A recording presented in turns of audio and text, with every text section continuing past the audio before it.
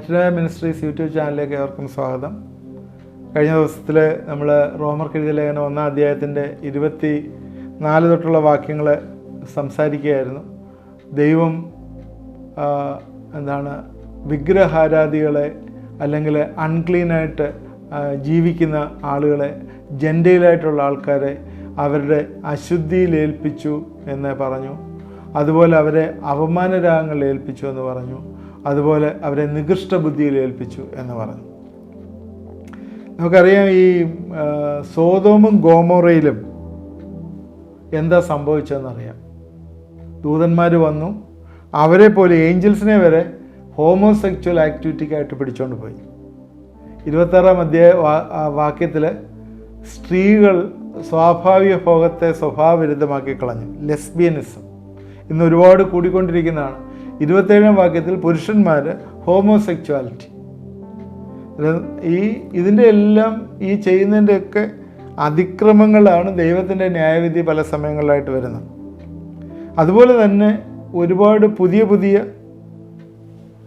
പാപങ്ങൾ കണ്ടുപിടിച്ചുകൊണ്ടിരിക്കുകയാണ് എന്ന്.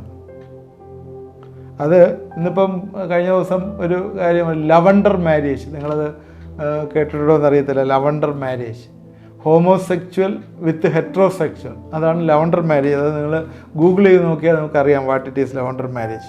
അതുകൊണ്ട് ഇങ്ങനെയൊക്കെയുള്ള കാര്യങ്ങൾ ഇന്ന് ഈ ഭൂമിയിൽ നടക്കുന്നുണ്ട്. ഇത് ഒരുപാട് കൂടുതലായിട്ട് നടക്കുന്നുണ്ട്. അതിനോട് ചേർത്ത് തന്നെ കുറച്ചൊരു വാക്യം കൂടെ, 2-3 വാക്യം കൂടെ വായിച്ചിട്ട് നമുക്ക് ഇത് ഇന്ന് എൻഡ് ചെയ്യാമെന്ന് വിചാരിക്കുകയാണ്. 29-ാം വാക്യം, അവർ സകല അനീതിയും ദുഷ്ടതയും അത്യാഗ്രഹവും ദുർബുദ്ധിയും നിറഞ്ഞവർ, അസൂയ, കുല, പിണക്കം, കപടം, ദുശീലം എന്നിവ തിങ്ങിയവർ, ഉരുളക്കാർ, ഏഷണിക്കാർ, ദൈവദ്വേഷികൾ, നിഷ്ഠൂരന്മാർ, ഗർവിഷ്ഠന്മാർ, ആത്മപ്രശംസക്കാർ, പുതുദോഷം സങ്കല്പിക്കുന്നവർ, മാതാപിതാക്കളെ അനുസരിക്കാത്തവർ, ബുദ്ധിഹീനർ, നിയമലംഘികൾ, വാത്സല്യമില്ലാത്തവർ, കനിവറ്റവർ, ഈ വക പ്രവർത്തിക്കുന്നവർ മരണയോഗ്യർ എന്നുള്ള ദൈവന്യായം അവർ അറിഞ്ഞിട്ടോ അവയെ പ്രവർത്തിക്കുക മാത്രമല്ല പ്രവർത്തിക്കുന്നവർ പ്രസാദിക്കുകയും ചെയ്യുന്നു. ഇത്രയും കാര്യങ്ങൾ ഈ ലോകത്തിൽ നടത്തിട്ട് ഇപ്പോഴും ഇതുപോലെ നടക്കുന്നതാണ്. അതുമാത്രമല്ല, ഇപ്പോഴും ഈ ലേറ്റസ്റ്റ് സ്റ്റേജിൽ ഒരുപാട് പാപങ്ങളെ ലൈസൻസ് കൊടുത്തിരിക്കുക.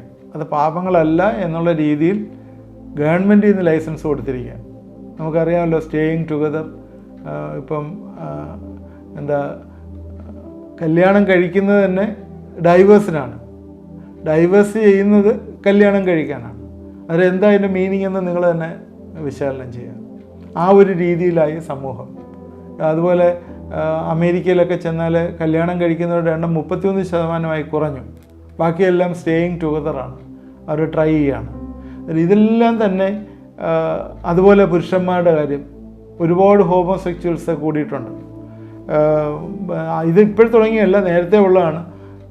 റോമർ ചക്രവർത്തിമാരിൽ 17 പേരോളം ഹോമോസെക്ച്വൽസ് ആയിരുന്നു എന്നാണ് പറയുന്നത്. അങ്ങനെയുള്ള ആൾക്കാരായിരുന്നു. അന്നേ ഇത് ഒരുപാടുണ്ടായിരുന്നു. ഇത് ഇപ്പോഴും ഒരുപാടുണ്ട്. നമ്മൾ ഒരിക്കലും ചിന്തിക്കാത്ത രീതിയിൽ ഉള്ള കുറ്റങ്ങൾ, തെറ്റുകളുണ്ട്. അപ്പോഴേ ഇതുമായിട്ട് ബന്ധപ്പെട്ട് നമ്മൾ അന്ത്യകാല ഭാഗത്ത് ഉള്ള ഒരു റെസ്പോൺസ് പോലെ 2 തിമോത്തി 3-ാം അധ്യായത്തിലും ഇതുപോലെ 20 കാര്യങ്ങൾ അവിടെയും പറയുന്നുണ്ട്. 2 തിമോത്തി 3-ാം അധ്യായത്തിലെ 1 തൊട്ട് ഇങ്ങോട്ടുള്ള വാക്യങ്ങൾ, അന്ത്യകാലത്ത് ദുർഘട സമയങ്ങൾ വരുമെന്നറിയാം. മനുഷ്യർ സ്വസ്നേഹികളും ദ്രവ്യാഗ്രഹികളും, വമ്പ് പറയുന്നവരും, അഹങ്കാരികളും, ദൂഷകന്മാരും, അമ്മയപ്പന്മാരെ അനുസരിക്കാത്തവരും, നന്ദി കെട്ടവരും, അശുദ്ധരും, വാത്സല്യമില്ലാത്തവരും, ഇണങ്ങാത്തവരും, ഏഷണിക്കാരും, അജേന്ദ്രിയന്മാരും, ഉഗ്രന്മാരും, സൽഗുണദോഷികളും, ദ്രോഹികളും, ദ്രാഷ്ട്രിക്കാരും, നികളുമായി, ദൈവപ്രിയമില്ലാതെ ഭോഗപ്രിയരായി ഭക്തിയുടെ വേഷം ധരിച്ച് എൻ്റെ ശക്തി ധരിക്കുന്നവരുമായിരിക്കും. ഇവിടെയും 20 കാര്യങ്ങൾ താഴെ പറയുന്നുണ്ട്. വീടുകൾ നൂണ് കടന്ന് പെണ്ണുങ്ങളെ സ്വാധീനമാക്കും. ഇങ്ങനെ ഒരുപാട് കാര്യങ്ങൾ അവിടെ പറയുന്നുണ്ട്. 20 കാര്യങ്ങൾ പറയുന്നുണ്ട്.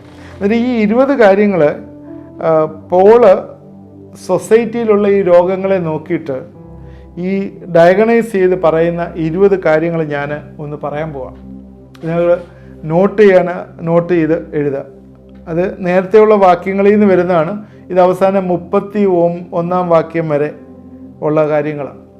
1, ഈ ദൈവത്തെ അവർ മൗത്തീകരിച്ചില്ല, ദൈവത്തെ നന്ദി കാണിച്ചില്ല, ചിന്തകളിൽ വ്യർത്ഥരായി തീർന്നു, ഹൃദയങ്ങളിൽ അന്ധകാരം വന്നു, ജ്ഞാനികൾ എന്നവർ ധരിച്ചു. 5. 6. ദേ ബിക്കെയിം ഫൂളിഷ്, അവർ മൂഢന്മാരായിപ്പോയി. 6. 7. ദൈവത്തിൻ്റെ മഹത്വം മാറ്റിക്കളഞ്ഞു. ദേ ചേഞ്ച് ഗോഡ്സ് ഗ്ലോറി, ദൈവത്തിൻ്റെ മഹത്വം മാറ്റിക്കളഞ്ഞു. 8. സ്വന്തം ശരീരങ്ങളെ അവർ അപമാനിച്ചു. 9. സത്യത്തെ നുണ കൊണ്ട് മാറ്റിക്കളഞ്ഞു. ഇന്ന് നടക്കുന്ന കാര്യങ്ങളായി പറയുന്നതല്ല, അന്ന് നടന്നു മാത്രമല്ല, ഇന്ന് ഇതെല്ലാം നടക്കുന്നുണ്ട്. സത്യം, 2 പേര് കള്ളം പറഞ്ഞൊരു സത്യത്തെ നുണയാക്കി മാറ്റും. 10. സൃഷ്ടിയെ ആരാധിച്ചു. 11. സൃഷ്ടികളെ അവർ സേവിച്ചു. 12. അവരെ തന്നെ ദുഷ്ട ആഗ്രഹങ്ങൾക്ക് ഏൽപ്പിച്ചു കൊടുത്തു. അല്ലേ, ആ ദുഷ്ട ആഗ്രഹങ്ങൾക്ക് അവരെ തന്നെ ഏൽപ്പിച്ചു കൊടുത്തു. നമ്മുടെ മനസ്സിൽ ഇങ്ങനെ ചില ദുഷ്ട ആഗ്രഹങ്ങളും കൊണ്ട് നടന്നു കഴിഞ്ഞാൽ അവസാനം പിശാചി നമ്മുടെ കൂടെ നിൽക്കും. നമുക്ക് ആ ദുഷ്ട ആഗ്രഹം സാധിപ്പിച്ചെടുക്കാൻ എല്ലാം എളുപ്പമാണ്.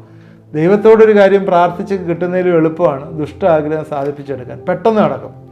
അതുകൊണ്ട് അവർ ദുഷ്ട ആഗ്രഹങ്ങളെ ഏൽപ്പിച്ചു കൊടുത്തു. സ്ത്രീകൾ സ്വർഗരതിക്കാരായിട്ട് മാറി.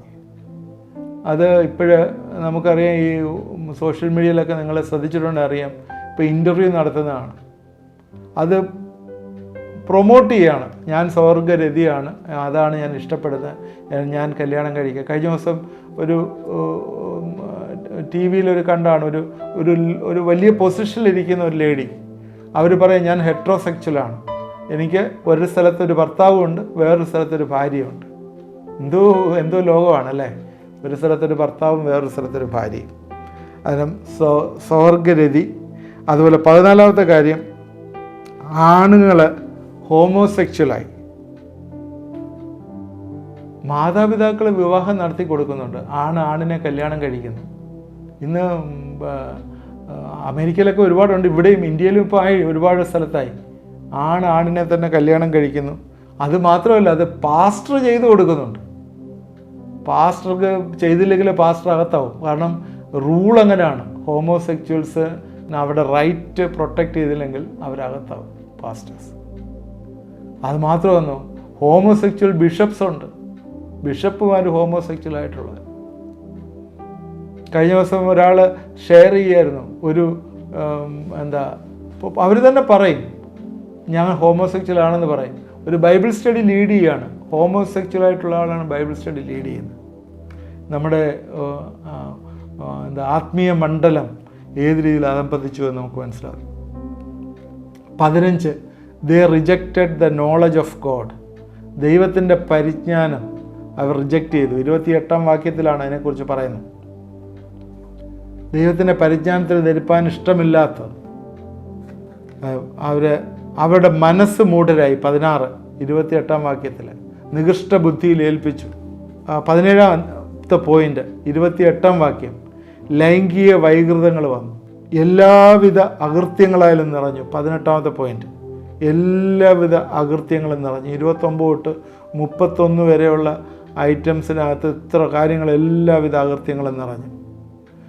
ന്യായവിധിയെ അവജ്ഞയോട് കണ്ടു. 32-ാം വാക്യത്തിൽ, ഈ വക പ്രവർത്തിക്കുന്ന മരണയോഗ്യർ എന്ന ദൈവന്യായം അവർ അറിഞ്ഞിട്ടും അത് അവജ്ഞയോട് അവയെ പ്രവർത്തിക്കുക മാത്രമല്ല പ്രവർത്തിക്കുന്നവർ പ്രസാദിക്കുകയും ചെയ്യുന്നു, ദുഷ്ടതയിൽ അവരെ പ്രമോദിക്കുന്നു. ഇങ്ങനെയുള്ള ഒരു സമൂഹത്തിലാണ് നമ്മൾ ജീവിക്കുന്നത്. 32-ാം വാക്യത്തിൽ, ഈ വക പ്രവർത്തിക്കുന്നവർ മരണയോഗ്യർ എന്ന ദൈവന്യായം അവർ അറിഞ്ഞിട്ടും അവയെ പ്രവർത്തിക്കുക മാത്രമല്ല പ്രവർത്തിക്കുന്നവർ പ്രസാദിക്കുകയും ചെയ്യുന്നു. പാപത്തിൻ്റെ ശമ്പളം മരണമാണ് എന്നറിഞ്ഞിട്ടും പാപം ചെയ്യുന്നവരിൽ സന്തോഷിക്കുകയും ചെയ്യുന്നു. സദൃശവാക്യം 2:14, ദോഷപ്രവൃത്തിയിൽ സന്തോഷിക്കുകയും ദുഷ്ടൻ്റെ വിഘടനങ്ങളിൽ ആനന്ദിക്കുകയും ചെയ്യുന്ന മനുഷ്യനെക്കുറിച്ച് പറയുന്നു. വളഞ്ഞ വഴിക്ക് പോകുന്നവരും ചൊവ്വല്ലാത്ത പാതയിൽ നടക്കുന്നവരുമാണ്. അത് നിന്നെ പരസ്ത്രീയുടെ കയ്യിൽ നിന്നും, ചക്രവാക്ക് പറയുന്ന അന്യസ്ത്രീയുടെ, അങ്ങനെ താഴോട്ട് ഇങ്ങനെ ദൈവത്തിൻ്റെ നിയമം വിട്ടു പോകുന്നവരുടെ കാര്യം പറയുകയാണ്. ഇന്നത്തെ ക്രിസ്തീയ സമൂഹത്തിൻ്റെ അല്ലെങ്കിൽ നാമധേയ ക്രിസ്ത്യാനികളുടെയും ഒക്കെ ചിന്ത ഈ രീതിയിലാണ്. ദൈവം എന്ത് ചെയ്താലും അങ്ങ് ക്ഷമിക്കും എന്ന് ചിന്തിച്ചിട്ട് പാപത്തിൽ ആണ്ടുകിടന്ന് ജീവിക്കുന്ന വലിയൊരു സമൂഹമുണ്ട്. പഴയ രീതിയിലുള്ളതുപോലെ തന്നെ ഇപ്പോഴും തെറ്റ് അകപ്പെട്ട് മനുഷ്യൻ ജീവിക്കുന്ന വലിയൊരു കൂട്ടമുണ്ട്. ഒന്നും സാരമില്ല എന്ന് പറഞ്ഞ് ഒരു സീരിയസ്നെസ്സും പാപത്തിന് കൊടുക്കാതെ കാഷ്വലായിട്ട് ഇങ്ങനെ ജീവിക്കുന്ന അനേകം ആളുകളുണ്ട്. നമ്മൾ കാണുന്നത്, ചിന്തിക്കുന്നത്, കേൾക്കുന്നത്, അതുപോലെ നമ്മൾ ചെയ്യുന്നത് ഇതെല്ലാം തന്നെ ഈ ദൈവവചന പ്രകാരമാണോ എന്ന് വിലയിരുത്തേണ്ടതാണ്. ദൈവത്തിൻ്റെ പ്രമാണങ്ങളിൽ അധിഷ്ഠിതമായിട്ടാണോ നമ്മൾ ചെയ്യുന്നതെന്ന് ചിന്തിക്കേണ്ടതാണ്. അല്ലാത്തവർ എല്ലാം തന്നെ എന്താണ്, ദൈവമക്കൾ ആണെങ്കിൽ അവർ എല്ലാവരും ശിക്ഷയ്ക്ക് യോഗ്യരായിത്തീരും എന്ന് നമ്മൾ മറന്നുപോയി. ദൈവമക്കളെ സംബന്ധിച്ചിടത്തോളം നേരത്തെ സൂചിപ്പിച്ചിരുന്നു, അവർക്ക് ന്യായവിധിയുണ്ട്. ന്യായവിധിയിൽ ബാലശിക്ഷയ്ക്ക് അവർ ശിക്ഷ ദൈവം അപ്പോഴപ്പോഴും അടി കൊടുക്കും. ബാലശിക്ഷ ദൈവമക്കൾ എന്ന് പറഞ്ഞിട്ട് വേണ്ടാദിനത്തിന് പോയാൽ അടി കിട്ടും. അടി കിട്ടിയാൽ അതനുസരിച്ച് അവർ തിരിഞ്ഞു വരും എന്നുള്ള ഞാൻ മനസ്സിലാക്കുന്നത്. അതില്ലെങ്കിൽ അവരെ തിരിച്ചു കൊണ്ടുവരാനായിട്ട് ഭയങ്കര ബുദ്ധിമുട്ടാണ്. അതുകൊണ്ട് എൻ്റെ പ്രിയപ്പെട്ടവരെ, കൃപ നഷ്ടപ്പെട്ട് കളയാതെ എന്നെ കേൾക്കുന്ന പ്രിയപ്പെട്ടവർ ദൈവത്തിൻ്റെ പ്രമാണമനുസരിച്ച് ജീവിക്കുന്നവരായിരിക്കാനായിട്ട് ദൈവം ആഗ്രഹിക്കുന്നുണ്ട്. നമ്മളെ ഈ 1-ാം അധ്യായം ഇവിടെ തീർക്കുകയാണ്, നമ്മൾ പറഞ്ഞു തീർക്കുകയാണ്. എന്താണ് ഇതിൽ നിന്ന് ക്രോഡീകരിച്ച് നമ്മൾ പറഞ്ഞ് 1-17 വരെയുള്ള ഇൻട്രൊഡക്ഷനാണ്.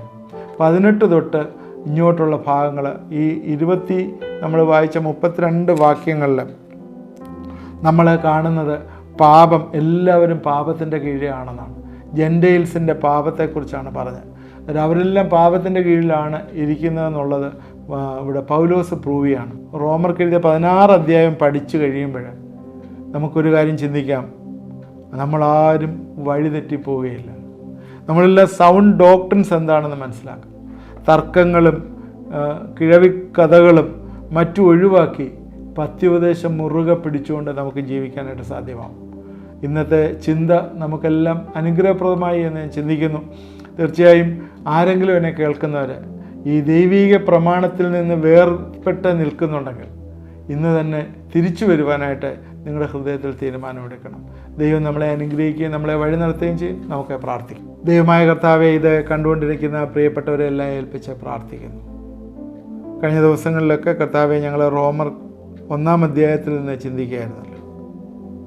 ദൈവമേ, നീ ഞങ്ങളോട് സംസാരിക്കുകയും ഇടപെടുകയും ചെയ്തു. നീതിമാൻ വിശ്വാസത്താൽ ജീവിക്കും എന്നുള്ള വലിയ ചിന്ത അതിൻ്റെ ഇൻട്രൊഡക്ഷനിൽ വന്നെങ്കിൽ പിന്നീട് അനീതി കൊണ്ട് സത്യത്തെ തടുക്കുന്ന സകല മനുഷ്യരുടെയും അനീതിക്കും അഭക്തിക്കും നേരെ ദൈവത്തിൻ്റെ കോപം സ്വർഗത്തിൽ നിന്ന് വെളിപ്പെട്ടു വരുന്നു. അതുകൊണ്ട് അനീതി ചെയ്യാനായിട്ട് ആരെയും പ്രേരിപ്പിക്കരുത്. അഭക്തിയോട് ജീവിപ്പാനായിട്ട് കർത്താവെ, നീ ആരെയും ഇടവരുത്തരുത്. ഞങ്ങളത് കേട്ടുകൊണ്ടിരിക്കുന്നവരെല്ലാവരും ദൈവത്തിലുള്ള വിശ്വാസവും കർത്താവെ, അതുപോലെ നീ ദൈവത്തിൻ്റെ ഇമ്പ്യൂട്ടഡായിട്ടുള്ള നീ തന്നിരിക്കുന്ന ആ നീതിയും ധരിച്ചുകൊണ്ട് ജീവിപ്പാനായിട്ട് ഞങ്ങളെ സഹായിക്കണമേ എന്ന് പ്രാർത്ഥിക്കുന്നു. പ്രത്യേകിച്ച് കർത്താവെ, ഈ സമയത്തെ പ്രയാസം, നിരാശ, അതുപോലെ തെറ്റിപ്പോയിരിക്കുന്ന ആളുകളെ ദൈവകരങ്ങളിലേക്ക് സമർപ്പിച്ച് പ്രാർത്ഥിക്കുന്നു. ദൈവമേ, അവരെല്ലാം മടങ്ങി വരണം, നിൻ്റെ കരങ്ങളിലേക്ക് ഏൽപ്പിച്ച് പ്രാർത്ഥിക്കുന്നു. നിരാശയിൽ നിന്നും പ്രയാസത്തിൽ നിന്നും വിടുവിക്കണമേ എന്ന് പ്രാർത്ഥിക്കുന്നു. 10 വർഷമായിട്ട് കുഞ്ഞുങ്ങളില്ലാതെ പ്രയാസപ്പെടുന്ന ചില ദമ്പതികളെ ഇത് ശ്രദ്ധിക്കുന്നു. യേശുവിൻ്റെ നാമത്തിൽ ഞങ്ങളെ അനുഗ്രഹിച്ച് പ്രാർത്ഥിക്കുന്നു. പിതാവിൻ്റെയും പുത്രൻ്റെയും പരിശുദ്ധാത്മാവിൻ്റെയും നാമത്തിൽ വലിയൊരു മിറക്കിൾ അവരുടെ ജീവിതത്തിൽ വന്നു ചേരട്ടെ എന്ന് പ്രാർത്ഥിക്കുന്നു. വിശ്വാസത്തിൻ്റെ ഒരു അടയാളമായി കർത്താവ് ഒരു അത്ഭുതം അവരുടെ ജീവിതത്തിൽ നീ ചെയ്യണമേ എന്ന് പ്രാർത്ഥിക്കുന്നു. വചനം ഞങ്ങൾ അയച്ച് കർത്താവെ അവരെ അനുഗ്രഹിച്ച് ഞങ്ങളെ പ്രാർത്ഥിക്കുന്നു. കർത്താവെ, നീ അനുഗ്രഹിക്കണമേ. അതുപോലെ കിഡ്നി റിലേറ്റഡ് ആയിട്ടുള്ള ഇഷ്യൂസുള്ള ചില ആളുകൾ ശ്രദ്ധിക്കുന്നു. യേശുവിൻ്റെ നാമത്തിൽ അതിലെല്ലാ പ്രയാസങ്ങളും മാറിപ്പോട്ടെ എന്ന് പ്രാർത്ഥിക്കുന്നു. ഡയാലിസിസ് വേണം എന്ന് ഡോക്ടർ പറഞ്ഞിരിക്കുന്നു. കർത്താവെ, ഡയാലിസിസ് ഇല്ലാതെ തന്നെ ആ കിഡ്നിയൊക്കെ പഴയ രീതിയിൽ തന്നെ നോർമൽസി വന്നു ചേരട്ടെ എന്ന് പ്രാർത്ഥിക്കുന്നു. ഞങ്ങളെ ഏൽപ്പിച്ച് പ്രാർത്ഥിക്കുന്നു. കർത്താവെ, നീ സഹായിക്കണമേ. കർത്താവെ, നിൻ്റെ വലിയ കൃപകളാൽ അവരെ നിറയ്ക്കണമേ എന്ന് പ്രാർത്ഥിക്കുന്നു. എന്നോട് ചേർന്ന് പ്രാർത്ഥിച്ച എല്ലാവരെയും അനുഗ്രഹിക്കണം. നിങ്ങൾക്ക് എന്തെങ്കിലുമൊക്കെ അവയവങ്ങളിൽ കേടുണ്ടെങ്കിൽ നിങ്ങളുടെ വലങ്കൈ അവയവത്തിലേക്ക് വെച്ച് വിശ്വാസത്തോടെ എന്നോട് ചേർന്ന് പ്രാർത്ഥിക്കുമോ? പിതാവിൻ്റെയും പുത്രൻ്റെയും പരിശുദ്ധാത്മാവിൻ്റെയും നാമത്തിൽ ഈ വ്യക്തികളൊക്കെ ഞങ്ങൾ അനുഗ്രഹിച്ച് പ്രാർത്ഥിക്കുന്നു. വലിയൊരു ക്രിയേറ്റീവ് മിറക്കിൾ അവരുടെ ജീവിതത്തിൽ നീ കൊടുക്കണം, അനുഗ്രഹിക്കണം കർത്താവേ എന്ന് പ്രാർത്ഥിക്കുന്നു. കരങ്ങളിലേക്ക് സമർപ്പിച്ച് പ്രാർത്ഥിക്കുന്നു. പ്രാർത്ഥന കേട്ട ഓർത്ത് സ്തോത്രം.